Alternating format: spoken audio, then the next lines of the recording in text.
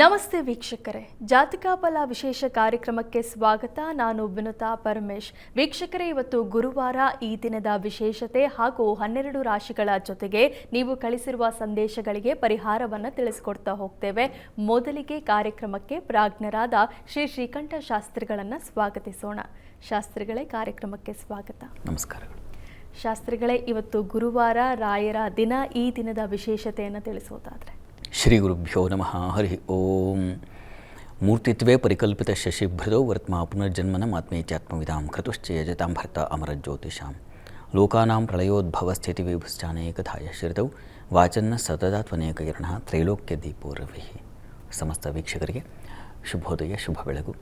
ಈ ದಿನದ ಸಂದೇಶಗಳನ್ನು ಪರಿಶೀಲಿಸುವ ಪೂರ್ವದಲ್ಲಿ ಈ ಹೊತ್ತಿನ ಪಂಚಾಂಗವನ್ನು ಗಮನಿಸಿಕೊಳ್ಳೋಣ.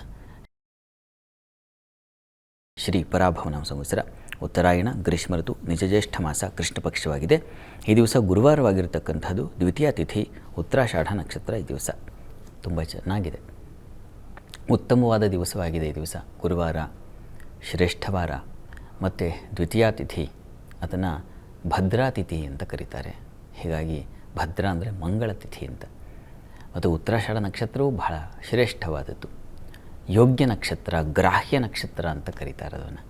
ಹೀಗಾಗಿ ಈ ದಿನ ಹೇಗಿದೆಯಪ್ಪ ಅಂದರೆ ಉತ್ತಮವಾಗಿದೆ. ಇಂತಹ ಸಂದರ್ಭದಲ್ಲಿ ಶುಭ ಕಾರ್ಯಗಳನ್ನು, ಯಾವುದಾದ್ರೂ ಸಂಸ್ಕಾರಾದಿ ಕಾರ್ಯಗಳು ಆಗಬಹುದು, ಅಥವಾ ಇನ್ಯಾವುದೇ ಮನಸ್ಸಿಗೆ ಶುಭ ಅನ್ನಿಸ್ತಕ್ಕಂಥ ಯಾವ ಕಾರ್ಯವನ್ನು ತಾವು ಮಾಡಬಹುದು. ಕೇವಲ ಸಂಸ್ಕಾರಗಳು ಅಂತಲ್ಲ, ಉತ್ತಮವಾದ ದಾನ ಮಾಡ್ತಕ್ಕಂಥದ್ದಾಗಬಹುದು, ಒಳ್ಳೆಯ ತಿಳುವಳಿಕೆಯನ್ನು ಕೊಡ್ತಕ್ಕಂಥದ್ದಾಗಬಹುದು, ಅಥವಾ ಕೇಳ್ತಕ್ಕಂಥದ್ದಾಗಬಹುದು, ಭಗವತ್ ಕೈಂಕರ್ಯಗಳಾಗಬಹುದು, ಅಥವಾ ಇನ್ಯಾರಿಗೂ ಒಂದು ಸಹಕಾರ ಮಾಡ್ತಕ್ಕಂಥದ್ದಾಗಬಹುದು. ಎಲ್ಲವೂ ಶುಭ ಕಾರ್ಯ ಅಂತಂದರೆ ಸಮಾಜಕ್ಕೆ ಒಳಿತಾಗ್ತಕ್ಕಂಥದ್ದು, ಮನಸ್ಸಿಗೂ ಒಳಿತಾಗ್ತಕ್ಕಂಥದ್ದು. ಇದನ್ನು ಶುಭ ಕಾರ್ಯ ಅಂತ ಕರೀತಾರೆ.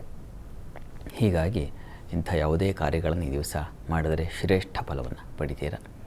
ಇನ್ನು ಗುರು ಸನ್ನಿಧಾನಕ್ಕೆ ಹೋಗಿ ಬನ್ನಿ. ಗುರುವಿನ ಪ್ರಾರ್ಥನೆ, ಗುರು ಸ್ಮರಣೆ. ಗುರು ನಮ್ಮ ದೇವತೆಗಳಾದರೂ ನಮಗೆ ಈ ಗ್ರಹಗಳಿಂದ ಸ್ವಲ್ಪ ಪ್ರಾರಬ್ಧವನ್ನು, ಅಂದರೆ ಪ್ರಾಚೀನ ಕರ್ಮ ಯಾವುದಿದೆ ಅದರಲ್ಲಿ ಒಳಿತು ಕೆಡುಕು ಎರಡನ್ನೂ ಕೊಡ್ತಾರಂತೆ. ಆದರೆ ಗುರುಗಳು ಹಾಗಲ್ಲ, ಕೇವಲ ಒಳಿತನ್ನೇ.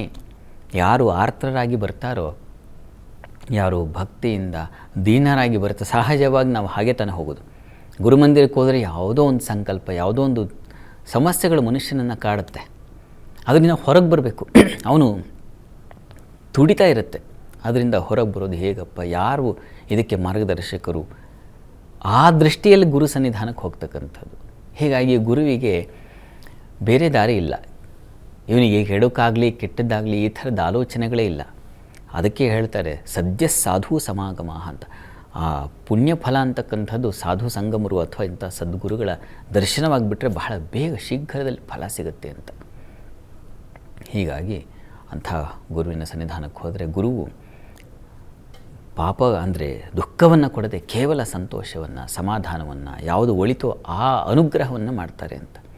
ಹಾಗಾಗಿ ಗುರುವಿಗೆ ಮಹಿಮೆ. ಗುರು ಸಾಕ್ಷಾತ್ ಪರಬ್ರಹ್ಮ ಅಂತ ಹೇಳಿ ಯಾವ ಕಾರಣಕ್ಕೆ ಅಂದರೆ ಅದಕ್ಕೆ.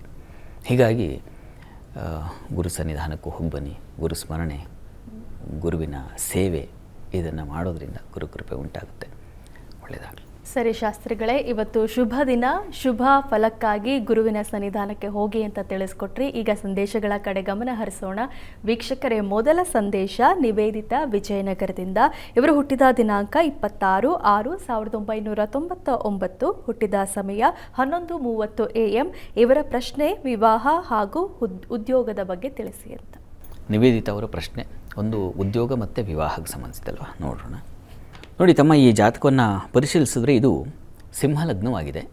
ಲಗ್ನದಿಂದ ಕರ್ಮಾಧಿಪತಿ ಶುಕ್ರ ನಿಮಗೆ ವ್ಯಯದಲ್ಲಿ ರಾಹುಯುಕ್ತನಾಗಿ ಬುಧಯುಕ್ತನಾಗಿ ಇರ್ತಕ್ಕಂಥದ್ದು. ಶುಕ್ರ ಕರ್ಮಾಧಿಪತಿ ವ್ಯಯದಲ್ಲಿದ್ದರೆ ಕಾರ್ಯಹೀನೋ ಭವೇನ್ನರಹ ಅಂತ ಹೇಳಿದೆ. ಕರ್ಮೇಶೇ ವ್ಯಯಭಾವಸ್ಥೆ ಕಾರ್ಯಹೀನೋ ಭವೇನ್ನರಹ ಅಂತ. ಹೀಗಾಗಿ ಕೆಲಸಗಳು ಎಷ್ಟು ಪ್ರಯತ್ನ ಪಟ್ಟರೂ ಅದರ ಫಲ ದೂರ ದೂರ ಹೋಗ್ತಾ ಇರುತ್ತೆ. ಇನ್ನೇನು ಸಿಕ್ಕೇ ಬಿಡುತ್ತೆ ಅಂತ ಅನಿಸುತ್ತೆ, ಮತ್ತೆ ಫಲಶೂನ್ಯ. ಹೀಗಾಗುವ ಸಾಧ್ಯತೆ ಜಾಸ್ತಿ ಇದೆ. ಪ್ರಸ್ತುತ ಈಗ ಕೇತು ದಶೆಯಲ್ಲಿ ತಮಗೆ ನಡೀತಾ ಇರತಕ್ಕಂಥದ್ದು ಚಂದ್ರನ ಒಂದು ಕಾಲ ನಡೀತಾ ಇದೆ, ಚಂದ್ರಭುಕ್ತಿ ನಡೀತಾ ಇದೆ. ಚಂದ್ರ ವ್ಯಯಾಧಿಪತಿಯಾಗಿದ್ದಾನೆ. ಹೀಗಾಗಿ ವ್ಯಯದಲ್ಲಿರ್ತಕ್ಕಂಥ ಶುಕ್ರ ಒಂದು ತೊಂದರೆ ಆದರೆ ವ್ಯಯಾಧಿಪತಿಯ ಕಾಲದಲ್ಲೂ ಹೀಗೆ ಆಗುತ್ತೆ. ಹೀಗಾಗಿ ಸ್ವಲ್ಪ ತೊಡಕಾಗ್ತಾ ಇದೆ. ಹೀಗಾಗಿ ಹತ್ತಿರದಲ್ಲಿ ಯಾವುದಾದ್ರು ಅಮ್ಮನವ್ರ ಸನ್ನಿಧಾನ ಇದ್ದರೆ ಪ್ರತಿ ಶುಕ್ರವಾರ ಸ್ವಲ್ಪ ಅಕ್ಕಿ ಹಾಗೂ ಸ್ವಲ್ಪ ಅವರೇ ಧಾನ್ಯ ಇದನ್ನು ತಗೊಂಡು ಹೋಗಿ ಪ್ರತಿ ಶುಕ್ರವಾರ ಸಮರ್ಪಣೆ ಮಾಡಿ 16 ಶುಕ್ರವಾರ ನಿರಂತರವಾಗಿ ಅಮ್ಮನವರ ಸೇವೆ ಮಾಡಿಸಿ. ಅಷ್ಟರಲ್ಲಿ ನಿಮಗೆ ಉದ್ಯೋಗದ ಫಲ ಉಂಟಾಗುತ್ತೆ, ಆತಂಕ ಬೇಡ. ಇನ್ನು ವಿವಾಹಕ್ಕೆ ಸಂಬಂಧಿಸಿದ ಹಾಗೆ ಶನೈಶ್ಚರ ಶಾಂತಿ ಬೇಕು. ಅದನ್ನು ದಯವಿಟ್ಟು ತಪ್ಪದೇ ಮಾಡಿಸಿ. ಶನೈಶ್ಚರ ಸಪ್ತಮ ವಿವಾಹದ ಅಧಿಪತಿ ನಿಮ್ಮ ಜಾತಕದಲ್ಲಿ ನೀಚ ಸ್ಥಾನದಲ್ಲಿದ್ದಾನೆ. ಬಲವರ್ಜಿತಸ್ಯ ರಿಕ್ತ ಅಂತ. ಕರ್ಮಾಧಿಪತಿ ವ್ಯಯದಲ್ಲಿರೋದು, ಸಪ್ತಮಾಧಿಪತಿ ನೀಚನಾಗಿರೋದು. ನೀವೆರಡು ಪ್ರಶ್ನೆ ಕೇಳಿದ್ದೀರಿ. ಆ ಎರಡು ಪ್ರಶ್ನೆಗಳಿಗೆ ಉತ್ತರ ಕೊಡಬೇಕಾದಂಥವರು ಆ ಶುಕ್ರ ಮತ್ತು ಶನಿ, ಇವರಿಬ್ಬರೂ ಸ್ವಲ್ಪ ಬಲಹೀನರಾಗಿದ್ದಾರೆ. ಹೀಗಾಗಿ ಈ ಆರಾಧನೆಗಳಿಂದ ಸರಿ ಹೋಗುತ್ತೆ. ವಿವಾಹಕ್ಕೆ ಶನೈಶ್ಚರ ಶಾಂತಿ ಬೇಕು, ಅದನ್ನು ದಯವಿಟ್ಟು ಮಾಡಿಸಿ, ಸರಿ ಹೋಗುತ್ತೆ. ಶಾಂತಿಗಳನ್ನು ಮಾಡಿಸೋದ್ರಿಂದಾಗಿ ಏನೋ ಇದು ಹೀಗಿದೆಯಲ್ಲ ಅಂತಲ್ಲ, ರಸ್ತೆಯಲ್ಲಿ ನಾವು ಹೋಗುವಾಗ ಎಲ್ಲೋ ಒಂದು ಕಡೆ ಸ್ಟ್ರಕ್ ಆಗಿರುತ್ತೆ, ಇನ್ನೇನೋ ಆಗಿರುತ್ತೆ, ಅದನ್ನು ಸೂಚಿಸ್ತಾ ಇದೆ. ಅದನ್ನು ನಿವಾರಣೆ ಮಾಡ್ಕೊಳ್ಳೋದು ಹೇಗೆ? ಭಗವದ್ ಆರಾಧನೆಯಿಂದ ಆ ದಾರಿ ಸುಗಮವಾಗುತ್ತೆ. ಅಲ್ಲಿರ್ತಕ್ಕಂಥ ಯಾವುದೋ ಒಂದು ತೊಡಕು ಅಥವಾ ಇನ್ಯಾವುದೋ ಇಬ್ಬಂದಿ ಅವುಗಳನ್ನು ಸಮಯ ಅಂತಕ್ಕಂಥ ಕಾಲ ಸ್ವರೂಪಿ ಹೇಗಿದ್ದಾನೆ ಅವನು ಸಮಯ ರೂಪದಲ್ಲಿದ್ದಾನೆ. ಆ ಸಮಯಕ್ಕೆ ಸರಿಯಾಗಿ ಅದನ್ನು ನಿವಾರಣೆ ಮಾಡಿ ನಿಮಗೆ ಹೋಗಲಿಕ್ಕೆ ದಾರಿ ಅನುಕೂಲ ಮಾಡಿಕೊಡ್ತಾರೆ. ಹೀಗಾಗಿ ಆ ಫಲ ಸಿಗುತ್ತೆ, ಯೋಚನೆ ಮಾಡಬೇಡಿ. ಒಳ್ಳೆಯದಾಗಲಿ. ಶಾಸ್ತ್ರಿಗಳ ಮುಂದಿನ ಸಂದೇಶ. ಪವನ್ ದೇಸಾಯಿ ಇವರು ಹುಟ್ಟಿದ ದಿನಾಂಕ 15/12/2004, ಹುಟ್ಟಿದ ಸಮಯ 11:45 PM. ಇವರ ಪ್ರಶ್ನೆ, ಕಳೆದ 7 ವರ್ಷದಿಂದ ಆರೋಗ್ಯ ಸಮಸ್ಯೆ ಇದೆ, ಪರಿಹಾರ ತಿಳಿಸಿ ಅಂತ. ಪವನ್ ದೇಸಾಯಿ ಅವರ ಪ್ರಶ್ನೆ ಆರೋಗ್ಯಕ್ಕೆ ಸಂಬಂಧಿಸಿದೆ ಅಲ್ವಾ? ಜಾತಕ ನೋಡೋಣ. ನೋಡಿ, ತಮ್ಮ ಜಾತಕವನ್ನು ಪರಿಶೀಲಿಸಿದ್ರೆ ಇದು ಸಿಂಹ ಲಗ್ನವಾಗಿದೆ. ಲಗ್ನದ ಅಧಿಪತಿ ಗುರುವಿನ ಮನೆಯಲ್ಲಿ ಇರತಕ್ಕಂಥದ್ದು. ಪ್ರಸ್ತುತ ಕಾಲವನ್ನು ನೋಡೋಣ. ಈಗ ತಮಗೆ ರಾಹು ದಶೆಯಲ್ಲಿ ತಮಗೀಗ ಶುಕ್ರನ ಒಂದು ಭುಕ್ತಿ ನಡೀತಾ ಇದೆ. ನಿಮ್ಮ ಜಾತಕದಲ್ಲಿ ರಾಹು ಇರತಕ್ಕಂಥದ್ದು ಅದೃಷ್ಟ ಸ್ಥಾನದಲ್ಲಿ, ಶುಕ್ರ ಇರತಕ್ಕಂಥದ್ದು ಕುಜನ ಮನೆಯಲ್ಲಿ. ತಾವು ಹೇಳಿದ್ರಿ ಪಾಪ ಆರೋಗ್ಯದಲ್ಲಿ ಸ್ವಲ್ಪ ವ್ಯತ್ಯಾಸ ಅಂತ. ಶುಕ್ರ ಈಗ ನಡೀತಾ ಇರತಕ್ಕಂಥ ಭುಕ್ತಿನಾಥ ನಿಮ್ಮ ಜಾತಕದಲ್ಲಿ ನವಾಂಶದಲ್ಲಿ ಶತ್ರುವಂಶ ಸಿಂಹಾಂಶ ತೆಗೆದುಕೊಂಡಿರ್ತಕ್ಕಂಥದ್ದು. ಇದು ಸ್ವಲ್ಪ ತೊಡಕನ್ನು ಸೂಚಿಸುತ್ತೆ. ಆದರೆ ತೀರಾ ನೀವು ಆತಂಕ ಪಡುವ ಅವಶ್ಯಕತೆ ಇಲ್ಲ, ಯೋಚನೆ ಮಾಡಬೇಡಿ. ನೀವು ಪ್ರತಿ ದಿವಸ ದುರ್ಗಾ ಕವಚ ಹೇಳ್ಕೊಳ್ಳಿ, ಕೇಳಿಸ್ಕೊಳ್ಳಿ. ಸಾಧ್ಯವಾದರೆ ಒಂದು ದುರ್ಗಾ ದೀಪ ನಮಸ್ಕಾರ ಮಾಡಿಸಿ, ಇದು ತುಂಬ ಸಹಾಯವಾಗುತ್ತೆ. ದುರ್ಗಾ ದೀಪ ನಮಸ್ಕಾರ ಇದರಿಂದ ನಿಮ್ಮ ಆರೋಗ್ಯಕ್ಕೆ ಒಂದು ಚೇತರಿಕೆ ಬಲ ಬರುತ್ತೆ. ಮತ್ತು ನಾಗ ಸನ್ನಿಧಾನದಲ್ಲಿ ಪ್ರತಿ ಮಂಗಳವಾರ ಸ್ವಲ್ಪ ಅರಿಶಿನದಿಂದ ಅಲಂಕಾರ ಮಾಡಿಸಿದ್ರೆ ಬಹಳ ಒಳ್ಳೆಯದು, ಅದು ಆರೋಗ್ಯವರ್ಧಕ. ಹೀಗಾಗಿ ದಯವಿಟ್ಟು ಅದನ್ನು ಮಾಡಿಸಿ ಪ್ರತಿ ಮಂಗಳವಾರ. ಹೀಗೆ ಒಂದು 6 ತಿಂಗಳು ಮಾಡಿಸಿ. ಮತ್ತು ಈ ದುರ್ಗಾ ಕವಚ ಮತ್ತು ಸಾಧ್ಯವಾದರೆ ದುರ್ಗಾ ದೀಪ ನಮಸ್ಕಾರ ನೋಡಿಪ್ಪ, ಇಷ್ಟು ಮಾಡಿ ಖಂಡಿತ ಅನುಕೂಲ ಆಗುತ್ತೆ. ದುರ್ಗಾ ಕವಚ ಅಂತೂ ತಪ್ಪದೇ ಹೇಳ್ಕೊಳ್ಳಿ ಪ್ರತಿ ದಿವಸ. ಒಳ್ಳೆಯದಾಗಲಿ. ಸರಿ ಶಾಸ್ತ್ರಿಗಳೇ, ಮುಂದಿನ ಸಂದೇಶ. ನಂಜುಂಡೇಶ್ವರ ಬೆಂಗಳೂರಿಂದ ಇವರು ಹುಟ್ಟಿದ ದಿನಾಂಕ 22/6/1979, ಹುಟ್ಟಿದ ಸಮಯ 9 AM. ಇವರ ಪ್ರಶ್ನೆ, ರಾಶಿ, ನಕ್ಷತ್ರ ಮತ್ತು ಭವಿಷ್ಯದ ಬಗ್ಗೆ ತಿಳಿಸಿ ಅಂತ ಕೇಳ್ತಿದ್ದಾರೆ. ನಂಜುಂಡೇಶ್ವರ ಅವರ ಪ್ರಶ್ನೆ ಮುಂದೆ ಹೇಗಿದೆ, ರಾಶಿ ನಕ್ಷತ್ರ ತಿಳಿಸಬೇಕಾಗಿದೆ. ನೋಡಿ, ತಮ್ಮ ಜಾತಕವನ್ನು ಪರಿಶೀಲಿಸಿದರೆ ಇದು ಕೃತಿಕಾ ನಕ್ಷತ್ರ ವೃಷಭ ರಾಶಿಯನ್ನು ಸೂಚಿಸ್ತಾ ಇದೆ. ಕೃತಿಕಾ ನಕ್ಷತ್ರ 4ನೇ ಪದ. ಹೀಗಾಗಿ ನಿಸ್ಸಂಶಯವಾಗಿ ಇದು ವೃಷಭ ರಾಶಿ. ಕೃತಿಕಾ ನಕ್ಷತ್ರ ಏನಾಗ ಸಾಮಾನ್ಯವಾಗಿ ಇಲ್ಲ ಮೇಷ ಇರುತ್ತೆ, ಇಲ್ಲ ವೃಷಭ ಇರುತ್ತೆ. ಕೃತಿಕಾ ನಕ್ಷತ್ರ 1ನೇ ಪಾದವಾದರೆ ಅದು ಮೇಷಕ್ಕೆ ಸೇರುತ್ತೆ. ಹೀಗಾಗಿ 4ನೇ ಪಾದ ಆಗಿರೋದ್ರಿಂದ ನಿಸ್ಸಂಶಯವಾಗಿ ಇದು ವೃಷಭ ರಾಶಿ. ಹೀಗಾಗಿ ಆತಂಕ ಬೇಡ, ವೃಷಭ ರಾಶಿ ಅಂತ ಪರಿಗಣಿಸಬಹುದು. ಪ್ರಸ್ತುತ ನಿಮಗೆ ಕಾಲ ಯಾವುದು ನಡೀತಾ ಇದೆ ಅಂದರೆ ಗುರುದಶೆ ನಡೀತಾ ಇದೆ. ಗುರುದಶೆಯಲ್ಲಿ ಈಗ ಚಂದ್ರಭಕ್ತಿ ನಡೀತಾ ಇದೆ. ಗುರುದಶೆಯಲ್ಲಿ ಚಂದ್ರಭಕ್ತಿ ಅಂತಂದರೆ ಚಂದ್ರ ಲಾಭದಲ್ಲಿದ್ದಾನೆ, ಗುರು ಲಗ್ನದಲ್ಲಿ ಬಲಿಷ್ಠನಾಗಿದ್ದಾನೆ. ಒಳ್ಳೆಯ ಕಾಲ, ಟೈಮ್ ಚೆನ್ನಾಗಿದೆ ತಮ್ಮದು. ಹೇಗಿರುತ್ತದೆ ಅಂದರೆ ಸುಖವಾಗಿರ್ತೀರ. ಜಾತಕ ರೀತಿಯಲ್ಲಿ ನಿಮಗೆ ಯಾವುದೇ ನಿಮ್ಮ ಜೀವನ ಪ್ರಯಾಣಕ್ಕೆ ಯಾವುದೇ ಅಡ್ಡಿ, ಆತಂಕ, ತೊಡಕುಗಳು ಇಲ್ಲ ಅನ್ನೋದನ್ನು ಸೂಚಿಸ್ತಾ ಇದೆ. ಒಳ್ಳೆಯದಾಗಲಿ. ಸರಿ ಶಾಸ್ತ್ರಿಗಳೇ, ಮುಂದಿನ ಸಂದೇಶ. ರುದ್ರೇಶ್ ವಿ ಶಿಕಾರಿಪುರದಿಂದ ಇವರು ಹುಟ್ಟಿದ ದಿನಾಂಕ 10/7/1997, ಹುಟ್ಟಿದ ಸಮಯ 8 AM. ಇವರ ಪ್ರಶ್ನೆ, ಮದುವೆ ಬಗ್ಗೆ ತಿಳಿಸಿ ಅಂತ. ರುದ್ರೇಶ್ ಅವರ ಪ್ರಶ್ನೆ ಅದು ವಿವಾಹಕ್ಕೆ ಸಂಬಂಧಿಸಿದೆ ಅಲ್ವಾ? ಜಾತಕ ನೋಡೋಣ. ನೋಡಿ, ತಮ್ಮ ಜಾತಕವನ್ನು ಪರಿಶೀಲಿಸಿದರೆ ತಮ್ಮದು ಕರ್ಕಟಕ ಲಗ್ನ. ಲಗ್ನದಿಂದ ಸಪ್ತಮ ಸ್ಥಾನದಲ್ಲಿ, ಅಂದರೆ ವಿವಾಹದ ಅಧಿಪತಿ ಗುರುವಿನ ಮನೆಯಲ್ಲೂ, ಗುರು ನಿಮ್ಮ ವಿವಾಹ ಸ್ಥಾನದಲ್ಲೂ ಇರತಕ್ಕಂಥದ್ದು ಪರಿವರ್ತನ ಯೋಗ. ಆದರೆ ಇದು ಪರಿವರ್ತನೆ ಹೇಗಿದೆ? ಗುರು ಬಲಹೀನನಾಗಿದ್ದಾನೆ. ಹೀಗಾಗಿ ಗುರು ಶಾಂತಿ ಮಾಡಿಸೋದು ತುಂಬ ಒಳ್ಳೆಯದು, ಅದು ಅನಿವಾರ್ಯ ಇದೆ. ದಯವಿಟ್ಟು ಗುರುಗ್ರಹ ಶಾಂತಿ ಮಾಡಿಸಿ. ಪ್ರಸ್ತುತ ನಿಮಗೆ ರಾಹುದಶೆಯಲ್ಲಿ ಈಗ ರಾಹುಭಕ್ತಿ ನಡೀತಾ ಇದೆ. 2028 ಜನವರಿ ನಂತರ ಗುರುವಿನ ಭುಕ್ತಿ ಕಾಲ ಪ್ರಾರಂಭವಾಗುತ್ತೆ. ಗುರು ಸಾಮಾನ್ಯವಾಗಿ ನೀಚ ಸ್ಥಾನದಲ್ಲಿದ್ದರೂ ಅಷ್ಟೇನು ಬಾಧಿಸೋದಿಲ್ಲ. ಗುರುವಿಗೆ ಅಂಥ ಕೆಡುಕನ್ನು ಕೊಡ್ತಕ್ಕಂಥ ಗ್ರಹ ಅಲ್ಲ ಗುರು. ಹೀಗಾಗಿ ಆತಂಕ ಬೇಡ. ಗುರುಗ್ರಹ ಶಾಂತಿಯಿಂದ ಮತ್ತು ಯಾವುದಾದ್ರು ಈಶ್ವರ ಸನ್ನಿಧಾನದಲ್ಲಿ ಗಿರಿಜಾ ಕಲ್ಯಾಣ ಮಾಡಿಸಿ, ನಂಜನಗೂಡಲ್ಲಿ ಮಾಡಿಸಿ ಸಾಧ್ಯವಾದರೆ ನಿಮಗೆ ಅಥವಾ ನಿಮ್ಮ ಯಾವುದು ನಿಮಗೆ ಎಲ್ಲಿ ಮನಸ್ಸಿಗೆ ಮಹಿಮೆ ಮನಸ್ಸು ತೋಡೆ ಮಂಕುತಿಮ್ಮ ಅಂತ ನಮಗೆಲ್ಲಿ ಶ್ರದ್ಧೆ ಇದೆಯೋ ಅಲ್ಲಿ ಮಾಡಿಸಿದ್ರೆ ಆಗುತ್ತೆ. ಹೀಗಾಗಿ ಒಂದು ಗಿರಿಜಾ ಕಲ್ಯಾಣ, ಗುರುಗ್ರಹ ಶಾಂತಿ ಎರಡನ್ನು ಮಾಡಿಸಿ ನಿಮ್ಮ ಸಂಕಲ್ಪ ಈಡೇರುತ್ತೆ. ಒಳ್ಳೆಯದಾಗಲಿ. ಶಾಸ್ತ್ರಿಗಳ ಮುಂದಿನ ಸಂದೇಶ ವೆಂಕಟೇಶ್ ಮಡಕಶಿರಾಯಿಂದ. ಇವರು ಹುಟ್ಟಿದ ದಿನಾಂಕ 12/7/1996, ಹುಟ್ಟಿದ ಸಮಯ 8 AM. ಇವರ ಪ್ರಶ್ನೆ ಮದುವೆ ಬಗ್ಗೆ ತಿಳಿಸಿ. ವೆಂಕಟೇಶ್ ಅವರ ಪ್ರಶ್ನೆ ಅದು ವಿವಾಹಕ್ಕೆ ಸಮಸ್ಯೆ ಇದೆ ಅಲ್ವಾ? ಜಾತಕ ನೋಡೋಣ. ನೋಡಿ, ತಮ್ಮದು ಕರ್ಕಟಕ ಲಗ್ನವಾಗಿದೆ. ಲಗ್ನದಿಂದ ಸಪ್ತಮಾಧಿಪತಿ, ವಿವಾಹದ ಅಧಿಪತಿ ಶನೈಶ್ಚರ ನಿಮಗೆ ಗುರುವಿನ ಸ್ಥಾನದಲ್ಲಿ ಇರತಕ್ಕಂಥದ್ದು. ಅಲ್ಲಿ ಕೇತು ಯುಕ್ತನಾಗಿದ್ದಾನೆ. ಇರಲಿ, ಪ್ರಸ್ತುತ ನಿಮಗೆ ನಡೀತಾ ಇರತಕ್ಕಂಥದ್ದು ಈಗ ಗುರುವಿನ ದಶೆಯಲ್ಲಿ ಗುರುಭುಕ್ತಿ ನಡೀತಾ ಇದೆ. ಈಗ ಕಾಲ ನಿಮಗೆ ಅನುಕೂಲಕರವಾಗಿದೆ.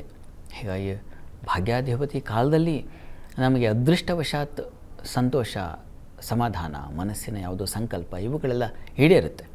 ಹೀಗಾಗಿ ಆತಂಕ ಬೇಡ. ಈಗ ಪ್ರಯತ್ನ ಮಾಡಿ, ಪ್ರಯತ್ನಕ್ಕೆ ಫಲ ಸಿಗುತ್ತೆ. ನೀವು ಆ ಫಲಸಿದ್ಧಿಗೆ, ವಿವಾಹ ಸಂಕಲ್ಪ ನಮಗೆ ಪ್ರಯತ್ನ ಮಾಡ್ತಾ ಇರ್ತೀವಿ, ಪ್ರಯತ್ನಕ್ಕೆ ಒಂದು ದೈವಾನುಗ್ರಹ ಬೇಕಾಗುತ್ತೆ. ಹೀಗಾಗಿ ಯಾವುದಾದ್ರು ವಿಷ್ಣು ಸನ್ನಿಧಾನದಲ್ಲಿ ತಾವೊಮ್ಮೆ ಶ್ರೀನಿವಾಸ ಕಲ್ಯಾಣ ಇದನ್ನು ಮಾಡಿಸಿ, ಸಾಧ್ಯವಾದರೆ ಒಂದು ಸಲ ತಿರುಪತಿಗೆ ಹೋಗಿ ಬನ್ನಿ, ಅಲ್ಲಿ ಮಾಡಿಸಿ, ಅದು ತುಂಬ ಅನುಕೂಲ ಆಗುತ್ತೆ. ಸಪ್ತಮಾಧಿಪತಿ ಶನೈಶ್ಚರನಿಗೆ ಈ ಒಂದು ಆರಾಧನೆ ಬಹಳ ಫಲಪ್ರದವಾಗುತ್ತೆ. ಪ್ರಯತ್ನ ಮಾಡಿ, ಒಳ್ಳೆಯದಾಗಲಿ. ಶಾಸ್ತ್ರಿಗಳೇ ಮುಂದಿನ ಸಂದೇಶ ಶಶಾಂಕ್ ಪಾಟೀಲ್ ಮೈಸೂರಿಂದ. ಇವರು ಹುಟ್ಟಿದ ದಿನಾಂಕ 9/4/2002, ಹುಟ್ಟಿದ ಸಮಯ 6 AM. ಇವರ ಪ್ರಶ್ನೆ ಉದ್ಯೋಗ ಹಾಗೂ ಭವಿಷ್ಯದ ಬಗ್ಗೆ ತಿಳಿಸಿ ಅಂತ. ಶಶಾಂಕ್ ಪಾಟೀಲ್ ಅವರ ಪ್ರಶ್ನೆ ಉದ್ಯೋಗ ಮತ್ತು ಭವಿಷ್ಯ ಮುಂದೆ ಹೇಗಿದೆ ಅಂತ ನೋಡೋಣ. ನೋಡಿ, ತಮ್ಮದು ಮೀನ ಲಗ್ನವಾಗಿದೆ. ಲಗ್ನದಿಂದ ಕರ್ಮಾಧಿಪತಿ ಗುರು ಬುಧನ ಮನೆಯಲ್ಲಿ ಚತುರ್ಥದಲ್ಲಿರ್ತಕ್ಕಂಥದ್ದು.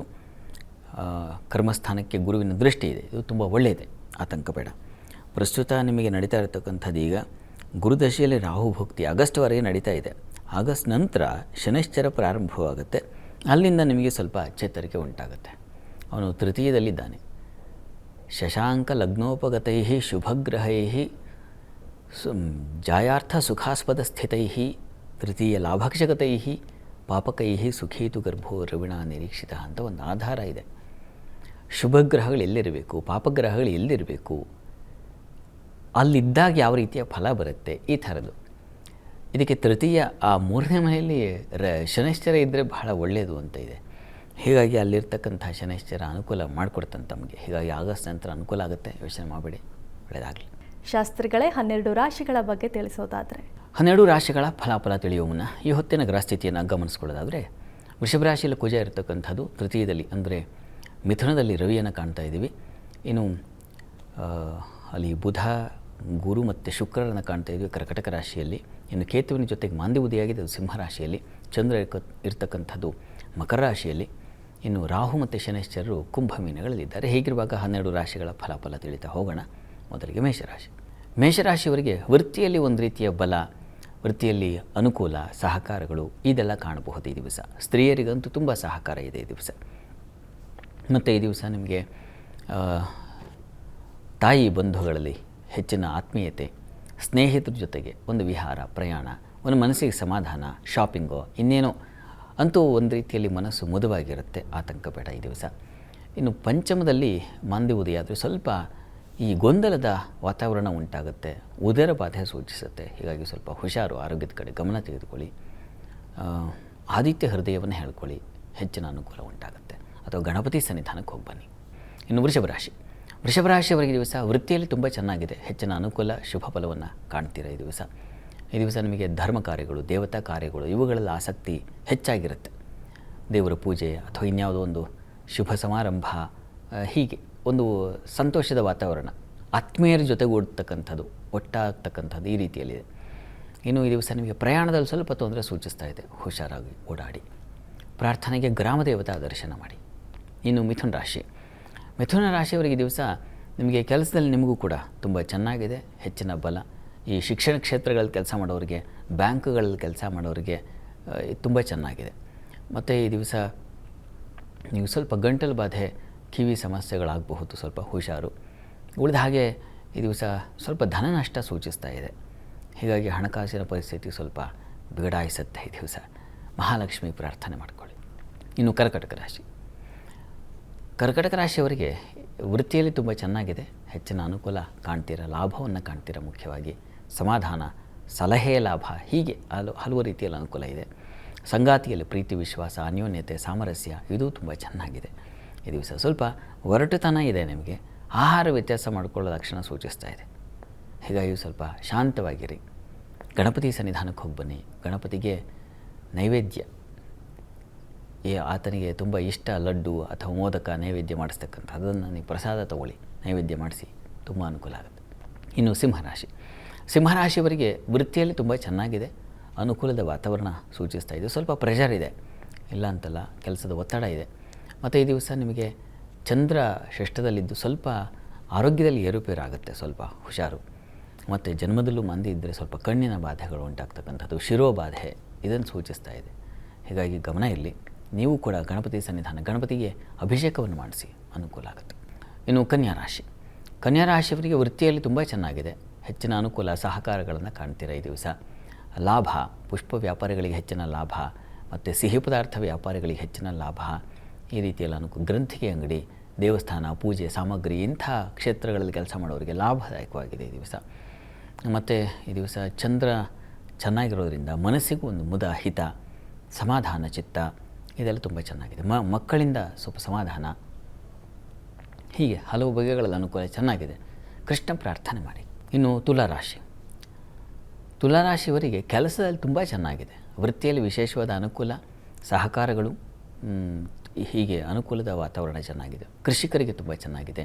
ಹಾಲು, ಹೈನು, ನರ್ಸರಿ, ಹೂವಿನ ವ್ಯಾಪಾರಗಳು ಇದೆಲ್ಲ ತುಂಬ ಚೆನ್ನಾಗಿದೆ.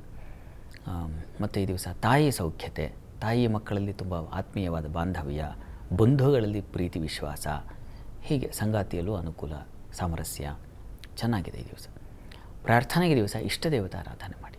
ವೃಶ್ಚಿಕ ರಾಶಿಯವರಿಗೆ ದಿವಸ ಕೆಲಸದಲ್ಲಿ ಸ್ವಲ್ಪ ತೊಡಕನ್ನು ಸೂಚಿಸ್ತಾ ಇದೆ. ಈ ದಿವಸ ತೊಡಕು, ಸ್ವಲ್ಪ ಮನಸ್ತಾಪ, ಭಿನ್ನಾಭಿಪ್ರಾಯಗಳ ಲಕ್ಷಣ ಇದೆ.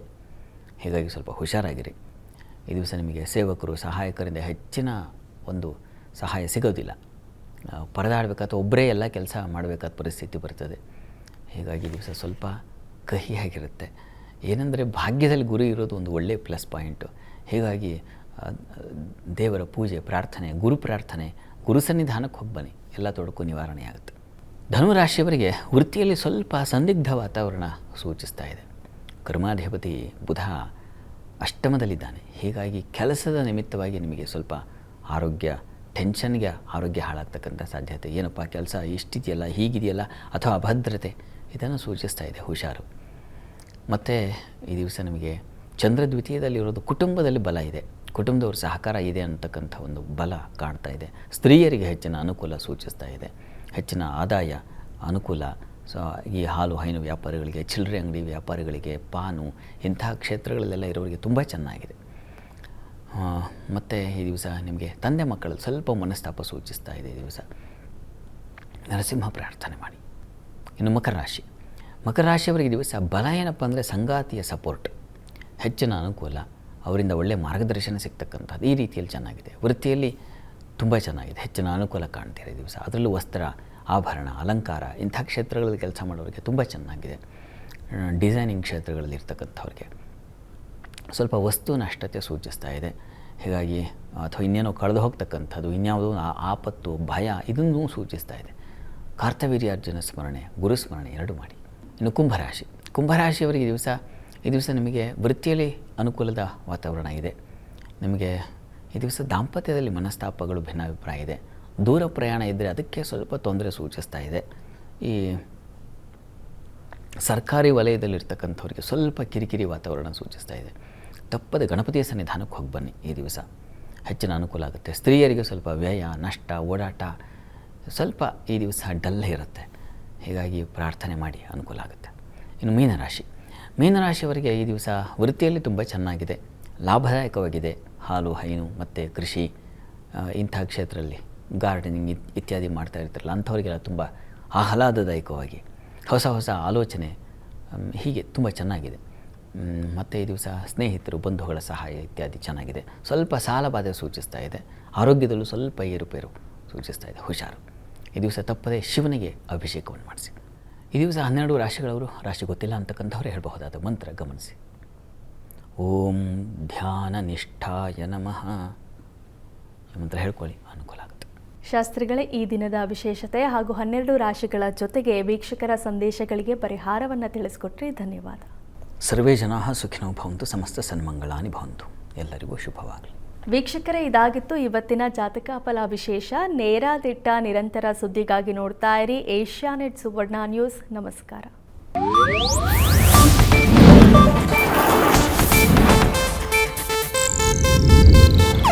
ಇದು ಏಷ್ಯಾನೆಟ್ ನ್ಯೂಸ್ ನೆಟ್ವರ್ಕ್ ಪ್ರಸ್ತುತಿ.